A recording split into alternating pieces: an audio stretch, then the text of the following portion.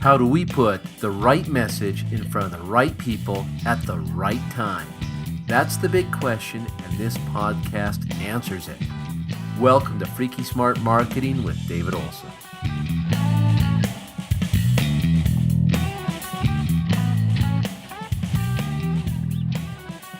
Well, welcome to another edition of Freaky Smart Marketing. So glad you could be here today.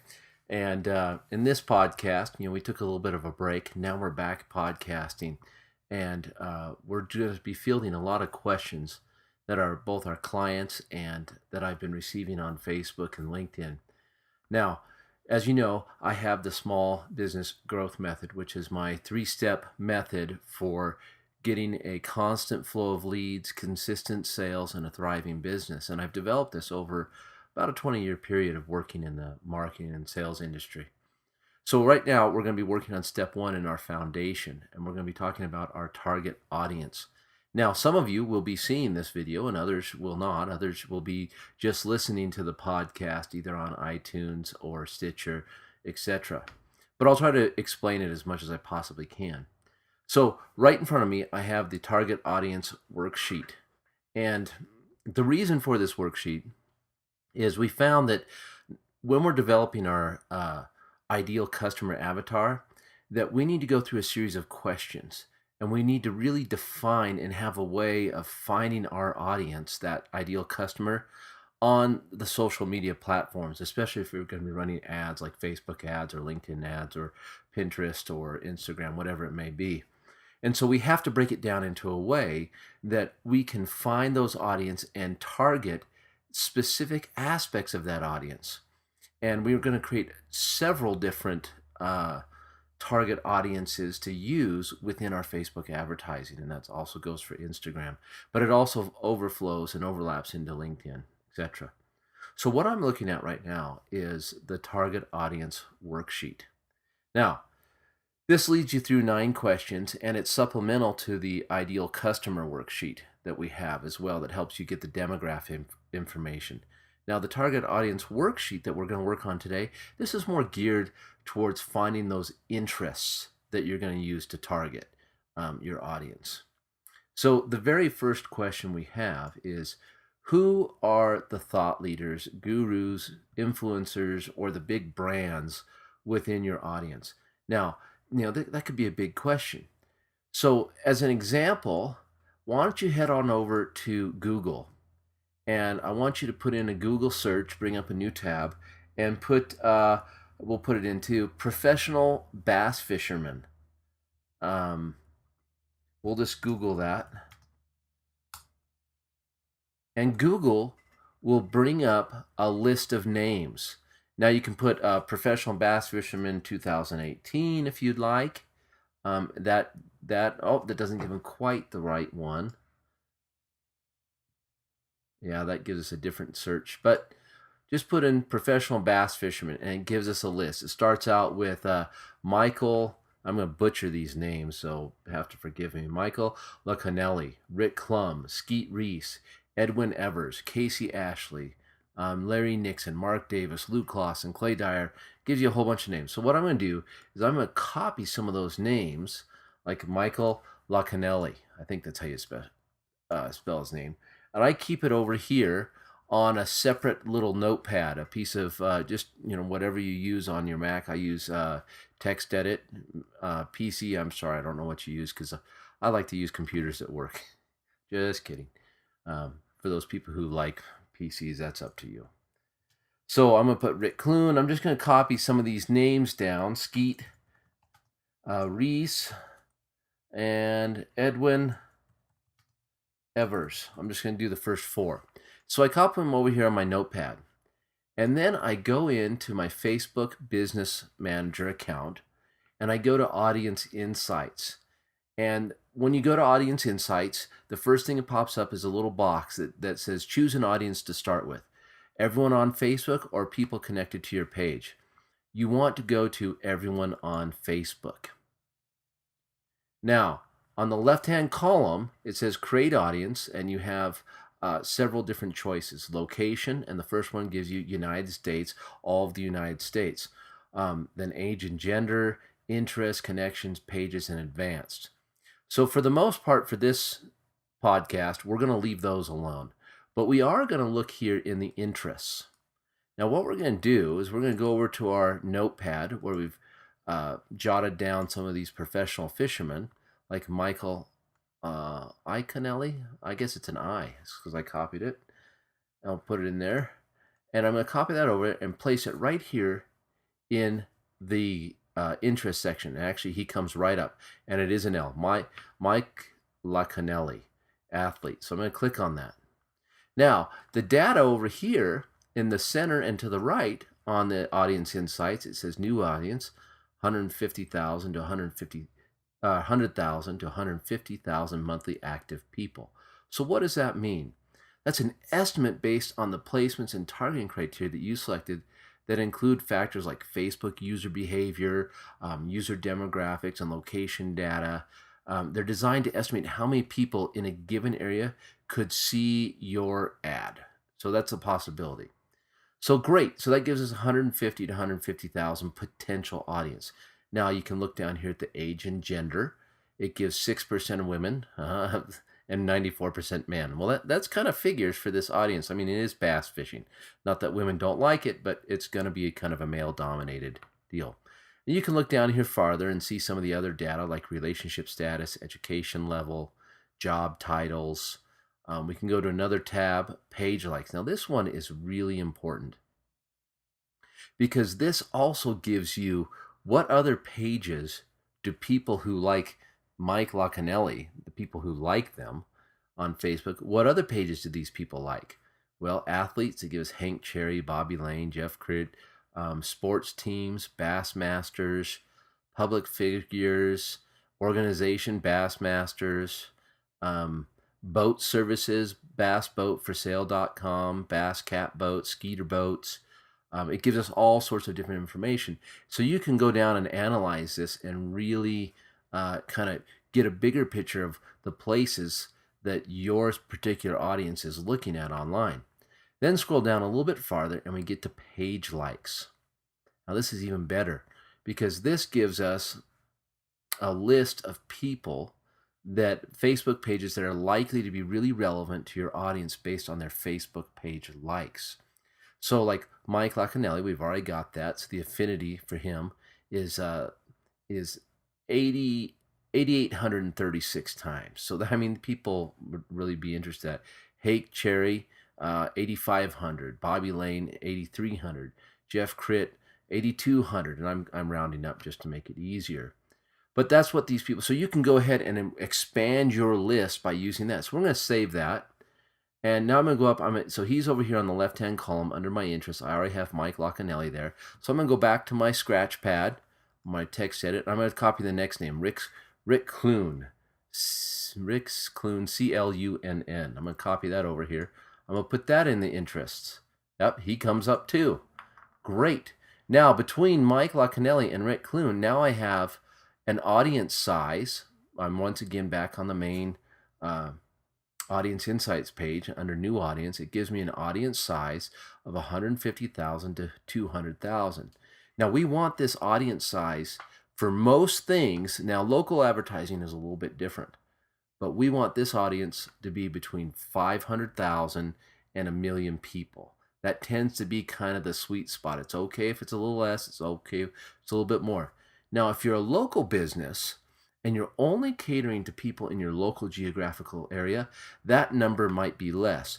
But in that case, you'd probably be adding in over here in the location, you'd be adding in like your zip code or your zip code and 3 or 4 other zip codes or a radius around your business. So that audience by very nature is going to be smaller, and that's okay. So we're going to keep doing that. So let's try Skeet Reese. I'm going to put him in the interest, cut and paste him, and he's in there as well. Oh, didn't really change our ad audience size. It stayed between 150 and 200,000. Okay, but so we'll keep him there. Now, Edwin Evers, got him. Let's copy him from our scratch pad, put him over in the interest box. He's there as well. Oh, there you go. Now that moved our audience size up to 200,000 to 250,000 monthly active users. That's fantastic. So that's really good. So what I'm going to do now is I would keep going down this list of these top bass fishermen. Let's try it. Here's another one, Casey Ashley. I'm going to try him. I'm going to put him over on my scratch pad. Let's take him over and put him in the audience insights under the interest box. Cut and paste. Now he does not come up. So he is not available to target on Facebook. Now I'm glad that happened because I wanted to show you that not everyone is you're able to target. For some reason, Facebook reserves some people and doesn't do others. And I couldn't really give you the reason why they do that. They just do. So now I'm going to go back over here to my scratch pad. I'm going to take Casey Ashley off the scratch pad. He's not going to be there. So then he's there. Now for the time, I could keep going. You want to do this until you get your audience size up to at least 500,000. You can keep going up to 1 million, 1.5 million. Don't really go beyond that because then your audience gets too broad. But you could divide it up. You could, if you have 25 names over here in your in your list of like who are the thought leaders, gurus, or influencers or big brands in your market, you might want to divide up this audience into 2 audiences. So what I'm going to do now, let's say I'm done with this. I've got as many names in here I want. I'm going to save this audience. So I'm going to go to the top, and across the menu it has your business manager account name, and then it says create new, open, save, and more. So you're going to save that, and you're going to save that audience and give it a name. Let's say let's put I'm going to put professional, if I can spell it right, professional bass fisherman. How about the EN? Okay, fisherman, and I'm going to hit save. And now Facebook is going to go through and they're going to create that audience, and it takes a few minutes sometimes to prepare that audience. Now you have an audience ready to go out and put ads or promote posts to. Now we're going to do this for a couple other sections in the target audience workbook. So now we come back down here to question number 2. What does your audience read? What books, magazines, newspapers, journals? So if I were doing this, I'd Google search top bass fishing magazines. So let's go back over here to Google and let's put that in. Top bass fishing magazines. Now we get another list of magazines. Let's see, Bassmaster, Bassin Magazine, American Angler Magazine, Fly Bass Fisherman, and a whole bunch of other ones. So you'll copy those down, you'll put them on your scratch pad like we've done with the first ones. Then you'll come back to your audience insight. You'll clear out the interests. You'll start over with a new one. You'll clear out those interests and put each one of those magazines or books in this interest area to create another audience, and then save it as bass, whatever name you want. But that's a whole nother audience that you can then target. Now, one that I want to get to, so right here, what industry events does your audience follow or attend? Now, this could be a really good one because if your audience has a specific industry event that they go to, then it's highly likely that they're going to be interested in your product offering. So we could Google top bass fishing events or top bass fishing tournaments. So let's try top bass fishing events. I'm going to put that over in Google on this other tab. I'm going to click on that. Now, first link on Google, it says top 10 bass fishing tournaments in the US. Perfect. I'm going to click on that link. And my internet's going really slow, but it'll get there in just a second. And so here is a page. It's a blog post. And in this blog post, it tells about eligibility, tournament eligibility regulations, 2017's top 10 tournaments. Okay, number 1. Bassmaster Tournament Trail. So they have a series. So we're going to copy Bassmaster and put it in our scratch pad. Bassmaster Tournament. Let's see. Number 2, the Walmart FWL Tour. So that is the Walmart Fishing League Worldwide. So we'll make sure we get that whole name down. EAGUE, and then worldwide. Okay, perfect. Bass Pro Shops Big Bass Tour. All right, we're going to copy that. Put that in here. Okay, we'll do a couple more. American Bass Anglers Ram Truck Open Series. Ooh, sounds fun. I am not a bass fisherman, by the way. I'm just using this as an example. Okay, so we got a few in there on our scratch pad. Now let's go over to our audience insights. Let's create a whole new, let's refresh it so we get everything out of there that we've done. Okay, and make sure that it's all your previous work's done, and mine's not, so I gotta get rid of them. Okay, now I'm back to just the very beginning. So now I'm going to take Bassmaster Tournament from my scratch pad. I'm going to go over here to audience, into interest box again. Put in Bassmaster. It didn't come up. Bassmaster. Oh, there it is. So when I typed it in, it came up Bassmaster Classic. Perfect. 350,000 to 400,000 monthly active people. Great. So now let's try these other ones real quick. See what we can. Walmart Fishing League World Tour. Nope, that doesn't come up. Fishing. We'll type it in. Sometimes if you type it in, it comes up. And this one doesn't come up. Okay, so we're going to take Walmart Fishing League World Tour. Sorry, I can't speak. And we're going to cross that off of our list. Now the next one, Big Bass Tour by Bass Pro Shops. Let's see if that, I'm going to copy that. Perfect. And it doesn't come up. Let's try only part of it. Big Bass Tour. See if that does anything. Sometimes you got to be a little tricky. Oakley Big Bass. Yep, Oakley Big Bass Tour. So that comes up. Now our audience is up to 350,000 to 400,000 monthly active people. Now, we can go across right below that to our page likes, click on it, and we can see what other things are these people looking at. Are there any other big events listed on the page likes that our audience likes? And right now I'm not really seeing any on this audience, so that's okay. All right. The Bass University. Oh, that looks interesting.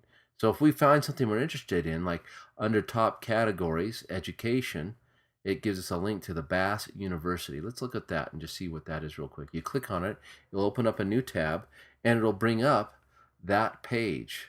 Learn to catch more and bigger bass. It's got over 100,000 people like this page. So this might be a very good place to target if we were selling something to bass fishermen. So let's go back to Audience Insights and let's put in Bass University. The Bass University right then and there. Okay, perfect. It's there, so we can put it in. Now we can go and save this as a new audience, and we can send out ads. Now, the reason why you want to do that, and you want to create a separate audience for each one of these questions, is that you can use it for testing. You can send ads or create an ad set only to the audience of, the bass fishing professionals or the bass fishing events. And you can see which one you get a better conversion rate and therefore better return on your investment that way. Now let's go back to the audience worksheet. Now some of the other questions, what websites, blogs, groups, social medias do they read or follow? You can look at that. Where do they live? Now that comes into play, like I said, if you're doing a geographical area or zip codes or in a radius around your business. What tools does your audience use? Question number 6. Now, what tools? Now, this could be a really good one. Best bass fishing lures. So, if you're selling some product that is an accessory or that has to be used, a tool of some sort, this is a really important question. What tools is your audience already using? Is it complementary to other tools out there? Is it competing with other tools? Now, you could also use this question to find out if you can do affiliate sales for something else that's complementary to your product or service, as kind of a profit maximizer. You put that on the very end of your sales funnel, and then about 10% of the people will take that, and it's just money in the bank for you. So that's a really great one. And what I want to get to is questions number 7 and 8 and 9. So question number 7. What frustrations or pain points do they experience? Meaning, what is the pain that your audience experience on a daily basis? So now this one, it's good to do YouTube searches or Google searches. So let's take bass fishing struggles. Let's YouTube that. Let's go over to YouTube.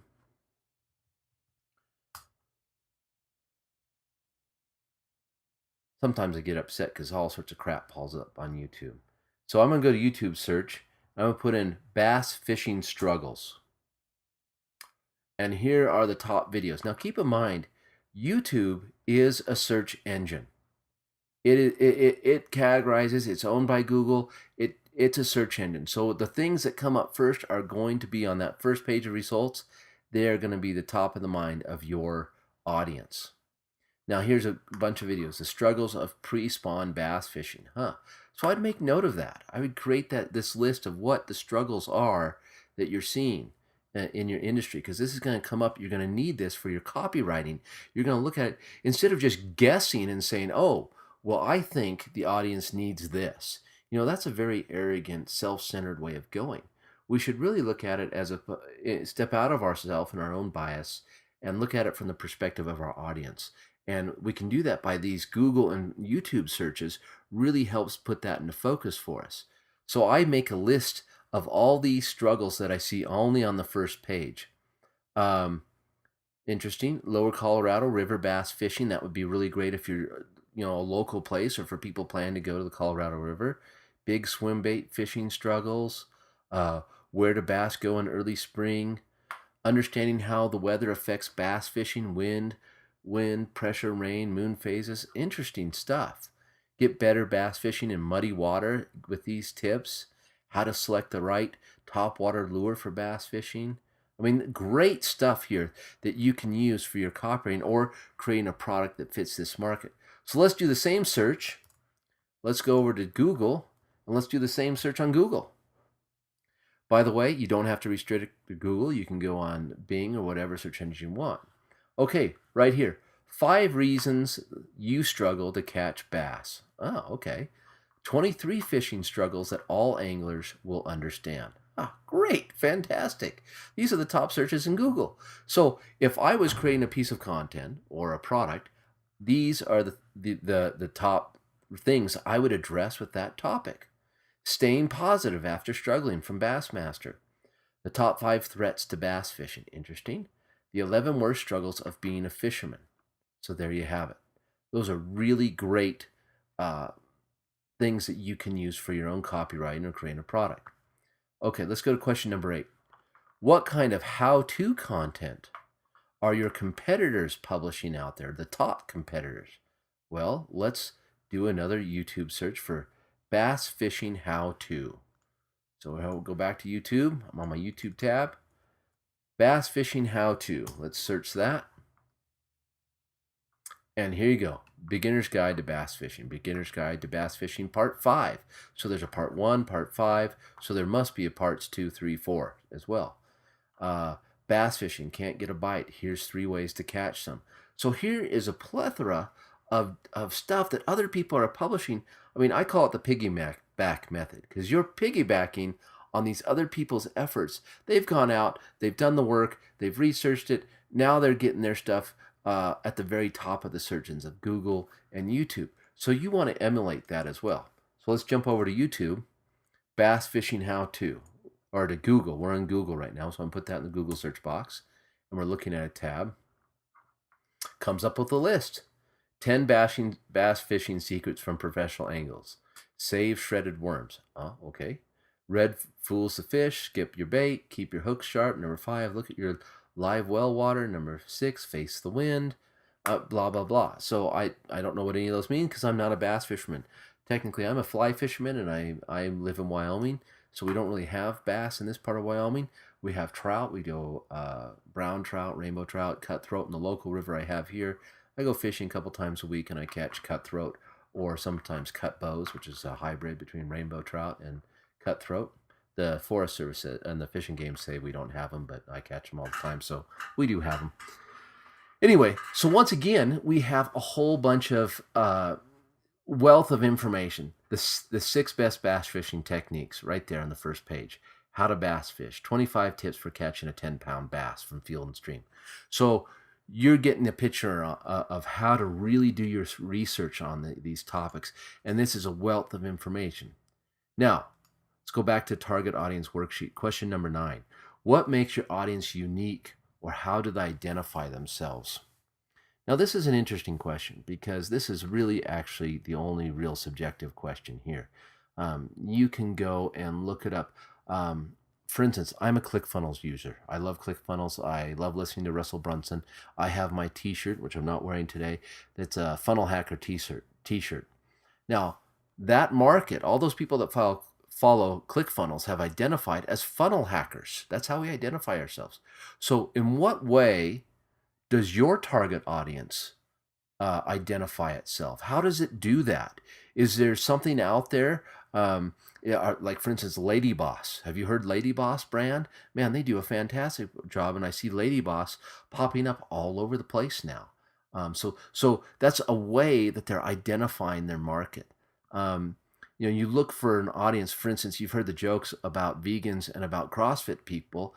What do they have in common? Well, within 30 seconds of meeting a vegan or somebody who does CrossFit, they tell you they're vegan or they do CrossFit. That's how they identify. And they're rabid about it. They're excited about it. And so that's what you need to look for in your market. Is there a way that your audience is unique or self-identifies? So just kind of wrapping up this episode, it's gone a little bit longer than I anticipated. If you'd like to get this target audience worksheet, just let me know and I'll make it available. We'll make it for a download for you. I highly recommend that aside from creating your ideal customer avatar, you also go through this target audience worksheet, just like I've showed you. Google search them for each question, put them on a scratch pad or text editor or whatever you want, and then go put them on Audience Insights. And if they're not available on Audience Insight as a targeting possibility, just take it off and don't worry about it. But then create a separate audience for each one of these questions. Like, I have an audience for gurus. I have an audience for books. I have an audience for tools, for website blogs, for events. And I make different offers to each one of those different audiences. And I find that some audiences, like I market to small businesses, sales funnels, I find when I target the tools that audience use, things like Infusionsoft, ClickFunnels, Salesforce, Aweber, MailChimp, etc., like that, those kind of tools, I get a much higher response rate, up to 66% on one of my landing pages right now. Somewhere else, other audiences, like if I go the guru route, it's more like a 30% rate. But sometimes those leads are of a higher quality. But it all comes down to testing and what you're willing to do. Anyway, hey, thanks for listening to this episode of Freaky Smart Marketing. And please leave a review and let me know what I can do better, because I always am looking to improve. Hey, thank you so much, and we'll see you in next week's episode. Thank you so much for listening to Freaky Smart Marketing today. For all the show notes and resources mentioned in this episode, go to freakysmartmarketing.com/podcast to see the latest episodes. Also, please leave us your feedback on what I can do better. Do you have questions about marketing or sales? Send me your questions and I'll answer them on the show. Hey, we'll see you next episode. Have a great week, my friends.